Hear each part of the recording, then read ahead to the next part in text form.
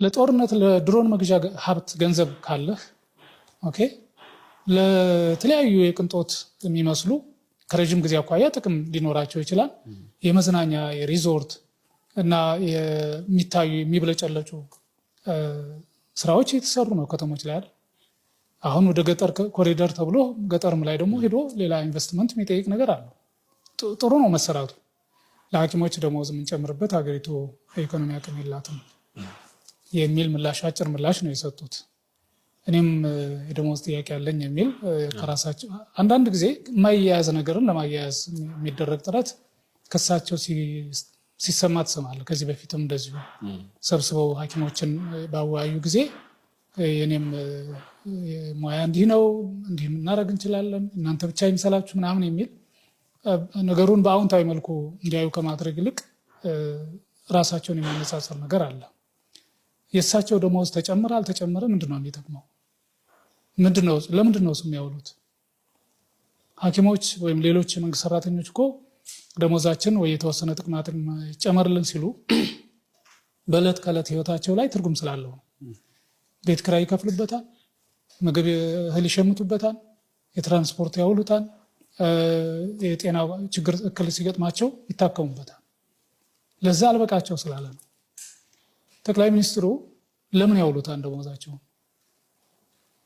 እዚህ ወቅት ህዝብ እየተራበ ህዝብ እየተቸገረ ጦርነት ሌላ ተጨማሪ ወጪ እያስወጣ ባለበት ሁኔታ የተረጋጋ ሁኔታ ሸቀጦች ነፃ ዝውውር የታየባቸው አይደለም ምርት የሚያሳድጉ ማዳበሪያዎች ምርጥ ዘሮች ወደ ገበሬው ማሳ በቶለና በቀነሰ ዋጋ እየደረሱ አይደለም ብዙ በዚህ ቀውጢ ውስጥ ወይም በዚህ ውጥንቅጥ ውስጥ ቤተ መንግስት መገንባት ቅድሚያ የሚሰጠው ነው ወይ የሚል ጥያቄ ነው እየተነሳ ያለው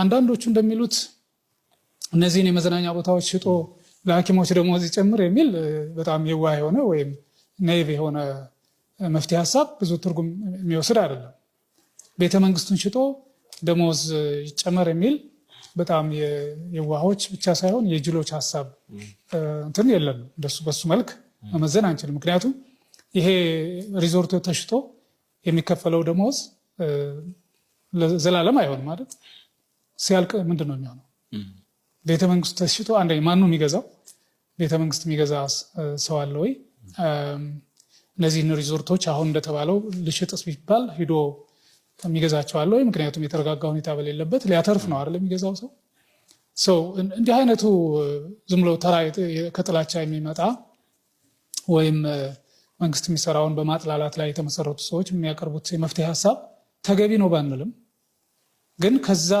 የተወሰነ ቀንሶ የህዝቡን ችግር የዋጋ ንረቱን የሚያቃልል የባለሙያዎችንም ጥያቄ በተወሰነ መልኩ በሚመልስ መልኩ መስራት አይቻልም ወይ አገሪቱ ሪሊ ሀብት አጥታ ነው ወይ የሀብት ችግር ነው ወይ የሀብት እጥረት ነው ወይ ያለባት እንዳልኩህ ጦርነቱን ማቆም አይቻልም መንግስት ከፈለገ እኮ በ24 ሰዓት ውስጥ ጦርነቱን አቁሞ ወደ ሰላማዊ ንግግርና ድርድር መግባት ይችላል ይሄን ባደረገ ቁጥር የሚቆጥበው ገንዘብ ቀላል አይደል ለተተኳሽ የሚያወጣው ገንዘብ ቀላል አይደል ለበተለይ ከባድ መሳሪያዎች እንዲሁ በቀላሉ የሚመጣ አይደል ለድሮን ተተኳሽ የሚወጣው ገንዘብ በዶላር ነው በመቶ ሺዎች ከዛ ማለፍ ሲል በሚሊዮኖች የሚቆጠር ዶላር የሚጠይቅ ነው ይሄን ማስቆም አይቻልም ወይ ይሄን አስቆሞ ወደ ሰላማዊ ልማት ወደ ዘላቂ ህይወት የሚቀይር ነገሮች ላይ ማስገባት አይቻልም ወይ ተነሳ ያለው ደግሞ ይቻላል በእርግጠኝነት ቁርጠኛ አቋም ካለው የሰላም ጥሪ አድርጎ ተኩስ አቁም አድርጎ በተናጠልም ጭምር ማሳየት ይችላል ከዛ በኋላ እነዛኞቹ ፍቃደኛ አልሆን ካሉ ተፋላሚ ወገኖች ያኔ ህዝቡ ከራሱ ይነጥላቸዋል እኮ መንግስት የኔ ያህል ቁርጠኛ ሆኖ የሰላም ጥሪ አድርጎ ተኩስ አቁሙን በተናጠል አውጆ እነዛ ከሆነ የሚገፉትና ጦርነቱን የሚያባብሱት ያኔ እዛው የአካባቢው ማህበረሰብ ዝም ብሎ አያቸውም ምክንያቱም ህይወቱ እንዲመሰቃቀል አይፈልግም ከዚህ በላይ ረዘም ያለ ጊዜ እንዲወስድ አይፈልግም ሁለቱም ላይ ጫና ማድረግ ይፈልጋል ህዝብ ለዛ እድል መስጠት አይቻልም ወይ የሚል ነገር መነሳት ይችላልና በዛ መልክ ነገሮችን በስፋት በጥልቀት የማየት እንትን ላይ አላየሁም ከጠቅላይ ሚኒስትሩ ማብራሪያ ያሉ ነገሮችን የሚያሳየት የመግለጽ በተለያየ መልኩ የማብራራት ሀሳቦች ነው የሰማሁት። ግን ዋና ዋና የሚባሉ ችግሮችን እንዴት መቅረፍ እንደሚቻል ለቀጣይም ተስፋ በሚሰጥ መልኩ ገልጸውታል የሚለው እስካሁን ባለው ገለጻ ብዙ አልታዘብኩም። ብዙ ተመልካችም ያለው አልመሰለኝም። እንትኖቹንም ሳይ አሁን በጣም በሚያሳዝን ሁኔታ የባለፈውንም ከኢቢኤስ ጋር ያደረጉትንም ኢንተርቪው አይቼ ነበር እና ሳነጻጽር ከማህበራዊ ሚዲያ ጋር እንኳ አንዳንዱ የሚወዳደር አይነት እይታ አልነበረም። ይሄ ምን ማለት ነው? ዜጋው መሪው የሚናገረውን መሪው የሚሰጠውን ማብራሪያ ለማዳመጥ ፍላጎት የለውም ማለት ነው? መሰለቻቸት መጥቷል ማለት ነው የሚል ጥያቄ ነው የምታነሳው። አሁን ፋናን ወይም ኢቲቪን የአዲስ ሚዲያ ኔትወርክን የሚያየው ሰው የሚመለከተው ሰው ምን ያህል ነው? በእርግጥ በቴሌቪዥን ስለሆነ ብዙ በአንድ ጊዜ በሚሊዮኖች የሚቆጠር ህዝብ ይደርሳል። ግን እሱን ወደ ዩቱብ ሲለቁት ዩቱብ ላይ ብዙ ተመልካች የለውም። ሰው ቴሌቪዥን የማየት እድል ያልነበረው ሰው፣ ቴሌቪዥን የመከታተል አቅም የሌለው ሰው በዩቱብ የማየት ጊዜም አቅም ብቻ ሳይሆን ጊዜም የሌለው ሰው ሞባይሉ ላይ ባገኘው አጋጣሚ ቢሮም ሆኖ ኮምፒውተሩ ላይ ዩቱብን ነው አሁን ሰው እያየ ያለው እንዳማራጭ። ሰው በዚህኛው ብዙ ተመልካች ብዙ እይታ ያለ አልመሰለኝም። እሱ እንግዲህ መቸኮል እንዳይሆን ከአሁኑ ይሄ ነው ማለት ያስቸግራል። ገና ያላለቁ ያልተላለፉ ክፍሎችም ስላሉ ምናልባት እነሱ የመጨረሻዎቹ ክፍሎች ላይ የተሻለ ሀሳብ ይዘው የሚመጡበት ሁኔታ ካለ እሱንም እናይ እንችላለን። እስካሁን ባየኋቸው ክፍሎች አንድ ሁለት ክፍሎች ላይ አለፍ አለፍ ብዬ ለማየት ሞክሬያለሁ። የተሰማኝ ነገር ይሄ ነው።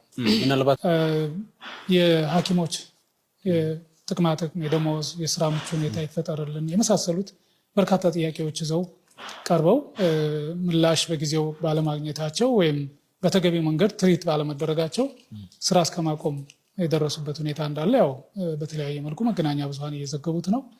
የመንግስታዊ ሚዲያዎች ግን ተገቢ ቦታና ጊዜ ሰጥተው እየዘገቡት እንዳልሆነ ይተች ነበረ። ጠቅላይ ሚኒስትሩም የሰጡት ምላሽ ከዛ አንጻር ብዙ አጥጋቢ ነበር ወይ የሚል ጥያቄም ያነሱበታል።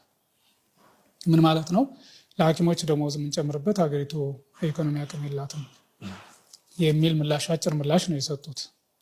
እኔም የደሞዝ ጥያቄ ያለኝ የሚል ከራሳቸው አንዳንድ ጊዜ የማያያዝ ነገርን ለማያያዝ የሚደረግ ጥረት ከሳቸው ሲሰማ ትሰማለህ። ከዚህ በፊትም እንደዚሁ ሰብስበው ሐኪሞችን ባወያዩ ጊዜ የኔም ሙያ እንዲህ ነው፣ እንዲህ እናደርግ እንችላለን፣ እናንተ ብቻ ይምሰላችሁ ምናምን የሚል ነገሩን በአዎንታዊ መልኩ እንዲያዩ ከማድረግ ይልቅ ራሳቸውን የሚያነጻጽር ነገር አለ።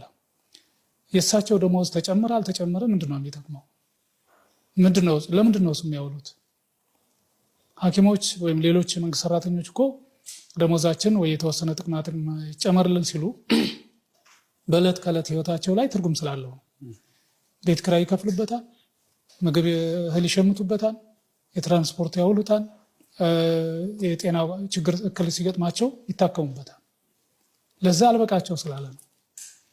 ጠቅላይ ሚኒስትሩ ለምን ያውሉታል ደሞዛቸው? በመንግስት በጀት ነው የሚተዳደሩት አይደል? ምግባቸው የምግብ ወጫቸው ሳይቀር የትራንስፖርት ወጪ የለባቸውም።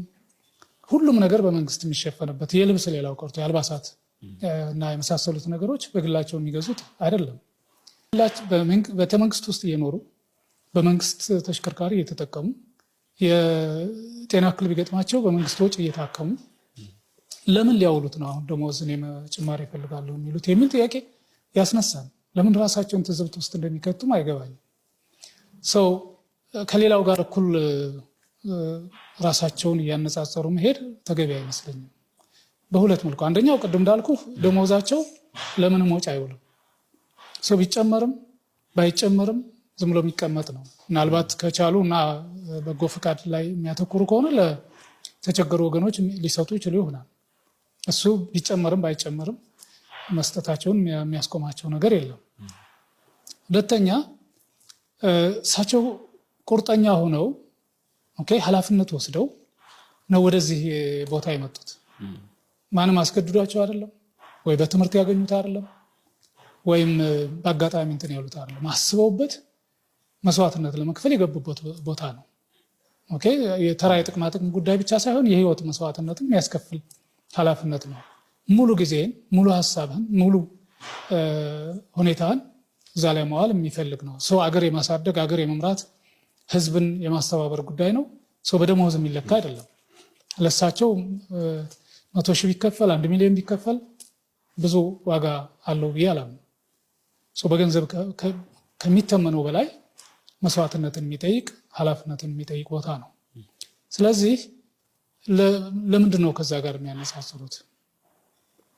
ይሄን ነው ግምት ውስጥ መግባት ያለበት። ለሐኪሞች የሰጡት መልስ የሀገሪቱ አቅም ስለማይፈቅድ ነው እንጂ የሚለው አሳማኝ ምክንያት ነው ብዬ አላምንም። ከዚህ በፊትም ተነጋግረንበት ይመስለኛል።